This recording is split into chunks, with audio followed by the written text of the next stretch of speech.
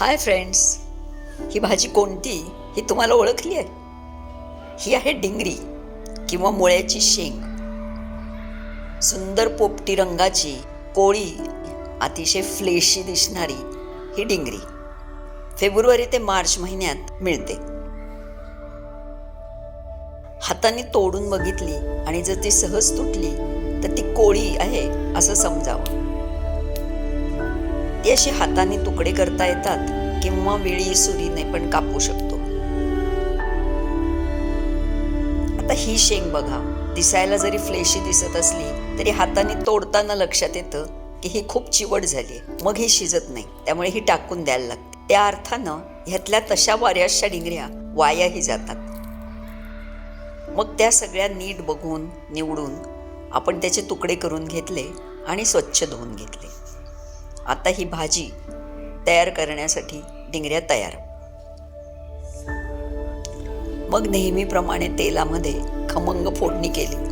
पहिल्यांदा मोहरी टाकली. मोहरी जरा तडतडायची वाट बघितली. ती तडतडल्यावर मग जिरे टाकलं.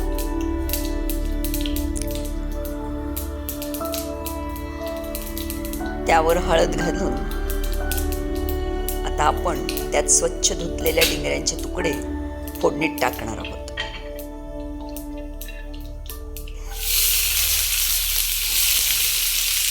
डिंगऱ्या शिजायला अजिबातच वेळ लागत नाही, शिवाय त्याला पाणीही घालावं लागत नाही. फ्लेशी असल्यामुळे त्याला त्याच्या अंगचंच पाणी सुटतं आणि तेवढं पुरतं. चवीपुरती मिरची पावडर,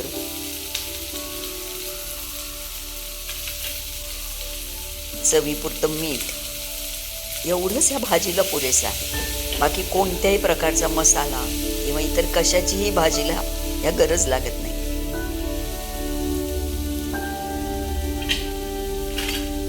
शिवाय त्यावर सर्वात शेवटी थोडंसं जाडसर केलेलं दाण्याचं कूट घालून पुन्हा एकदा भाजी नीट ढवळून घेतली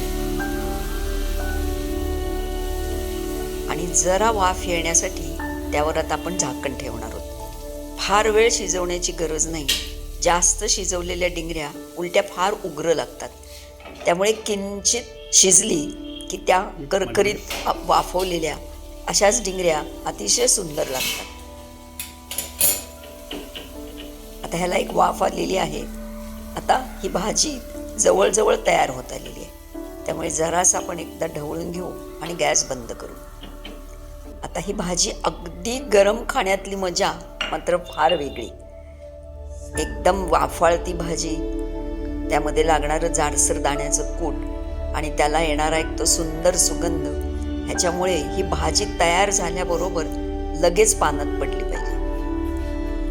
वरून सजावटीसाठी थोडंसं ओलं खोबरं पण आपण घालणार आहोत. आता ही अगदी कोळी, लुसलुशीत, फ्लेशी असणारी डिंगरी आणि त्याची मस्त झालेली भाजी खाण्यासाठी एकदम तयार. बाजरीची भाकरी, वरती लोण्याचा गोळा, सोबत गरमागरम डिंगरीची भाजी, हवं असल्यास एखादं लोणचं. एकदम सुंदर बेत.